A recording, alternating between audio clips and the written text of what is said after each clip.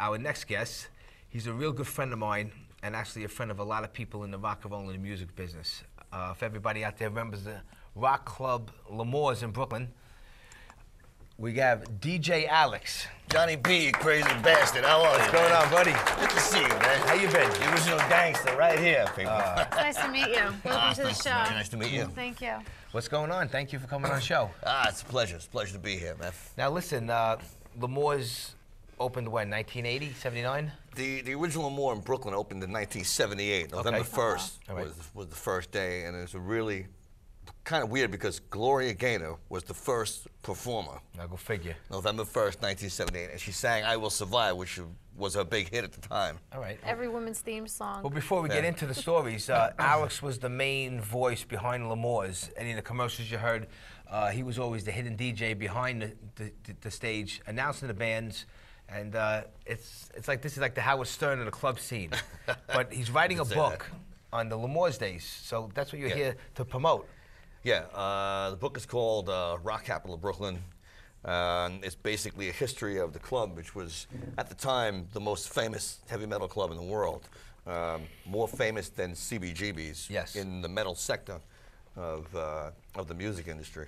So we cover in the book the peak years from, say, around 1981 to 1995, when the club was at its the height, when it had its most power, and the biggest bands around came through the doors. Yeah. And so we have over 1,000 full-color photographs by legendary rock photographer Mr. Frank White, who has been a legend in the field for a long time.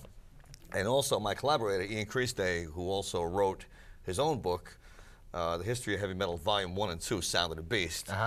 He is a bona fide metal historian, and so he's helping me out sort of getting all the dates and facts straight and in order, because we want to be as accurate as possible.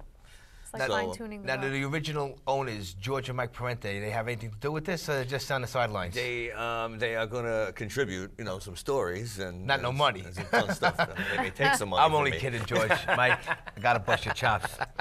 But yeah, we played there back in the day. But I mean, when I was a kid growing up, I saw everybody from Ace Frehley to Iron Maiden to Judas Priest, Alice Cooper. Kiss actually made special appearances there. Kiss played there, the Black Crowes, Guns N' Roses Twisted played Sister. there before they were big. Twisted Sister was practically a house band for a while. Yeah. And then we had a lot of local, guys like Cities from Staten Island. Yeah, and Steve Romanovich, Sal Italiano. Then there was T.T. Quick out of Jersey, and they were there all the time. Edgar Casey, Prophet. Edgar Casey. They're actually coming back to do a reunion show at the Staten Island. That's going to be good. Yeah, it's going to be cool. But L'Amour's is open back up on Staten Island now, I guess for like, what, 2 years? Just about 2 years. 2 years. It opened again as a discotheque. History is like sort of reliving itself again, and we changed over to rock last June, I think it was. We had a L'Amour reunion party. A little over 2 years, I think. Yeah. But yeah, a lot of people still don't even know that L'Amour's is open on Staten Island. It's the gathering and the crowd has been getting bigger and bigger, I guess, as the months went on, right? Yeah, it's starting to become like kind of a magnet in this area. Yeah. For hard rock and metal acts and some of the newer, hardcore stuff that's been important lately. So it's getting better. So let's get back to the book. I mean, what should our audience and the fans look forward to in the book?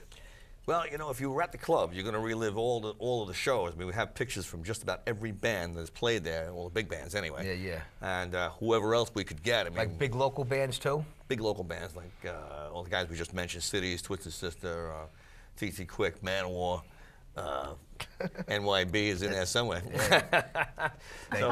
Thank you. We also have had help with many of the L'Amour people that went there. We affectionately call them L'Amourons.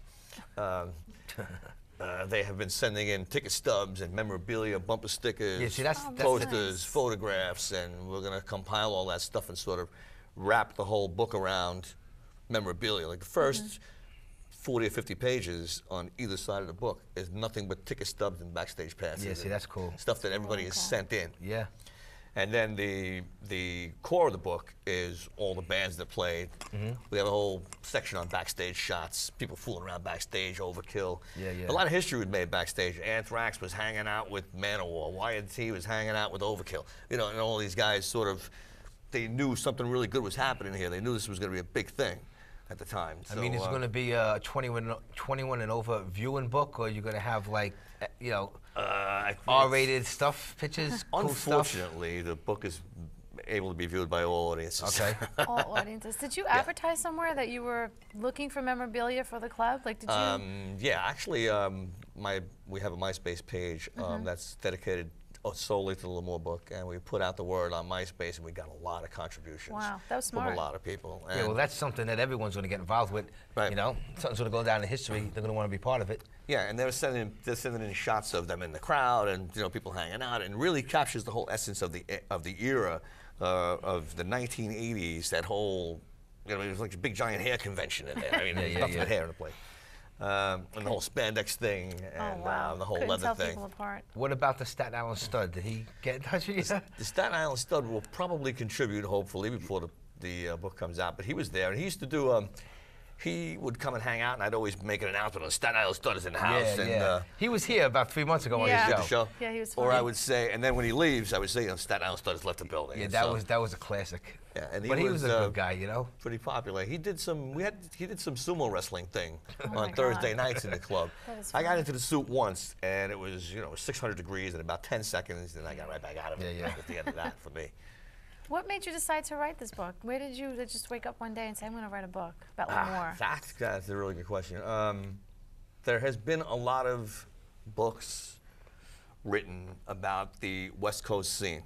Okay. Yeah, the big LA, time. the LA scene, because the LA scene was pretty big on metal too.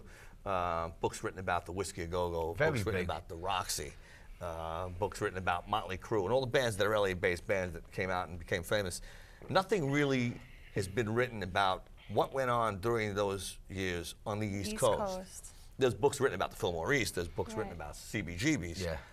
But everybody in Manhattan, all the high-class editors and photographers were all paying attention to what was going on at CBGBs. Well, you know what is Meanwhile, truckloads of people were coming into L'Amour, and nobody was paying attention. They forget about the boroughs. That's what it is. Yeah. You know, they forget that Brooklyn and Staten Island's here. Well, you know, Queens. so people that live in Manhattan, no offense, Manhattan cable, but they think the rest of the boroughs are like a whole other world. No, or whatever exactly. It is.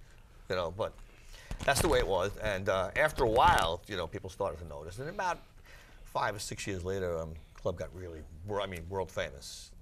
But I decided that the story had to be told. The story has to be told. Yeah.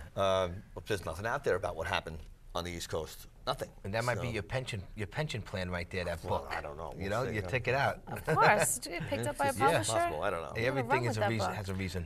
And I spent a lot of time there. I worked there from 1980 to 2004.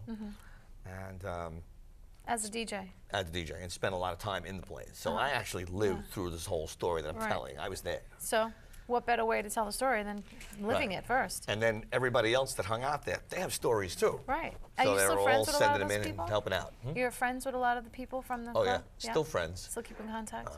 Some of the old employees that worked there in the 80s still work at the new club on Staten Island. Really? Yeah. When Yeah. the new club opened, was it disco first? It was dance It was club. disco. It was Why? called Why? It was called the Mystic It was Lounge. the Mystic Lounge. Oh, okay.